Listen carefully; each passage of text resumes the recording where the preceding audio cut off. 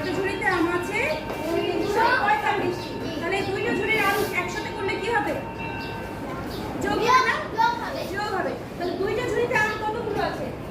দেখো মোট আম 770টি। আচ্ছা, এখন এই মোট আম থেকে আমি বিক্রি করে দেবো 175টি। মোটামুটি কত? 770টি। এটা আমি দিয়েছিলাম মোটা? মোটা কত? 770। এটাকে আমি আলাদাভাবে আবার লিখেছি এবং এই মোটা থেকে বিক্রি করা হলো 175টি।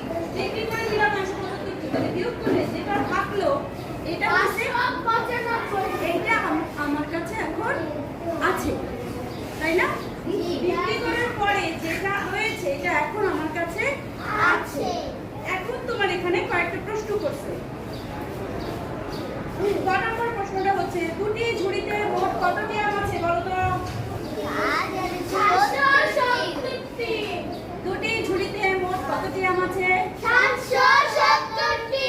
ওকে, এটা আমার উত্তর। মোট আম 770। ক নম্বর হচ্ছে সমস্যাটি কয়টি ধাপে সমাধান করা গেছে?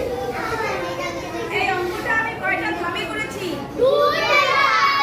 একটা ধাপে আমি আমগুলোকে যোগ করেছিলাম, তারপরে যে আমটা বিক্রি করেছি সেটাকে বিয়োগ করেছি। তাহলে কয় ধাপে আমি অঙ্কটা করলাম?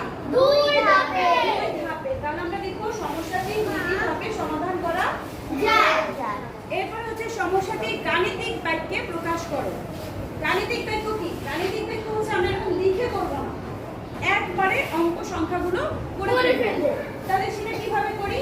তাহলে 425 লিখলাম, তার সাথে আমরা কত যোগ করেছিলাম? 345। ওকে, করেছি। থ্যাংক ইউ বাবা। এরপরে আমি একটু অঙ্কটা করে তারপর তোমার সাথে কথা বলবো। এরপরে বিক্রি করা হলো কততে? বিয়োগ 175। তাহলে এটা যোগ করে আমি এটা পেলাম, আমি দেন এটা বিয়োগ করে 595টি।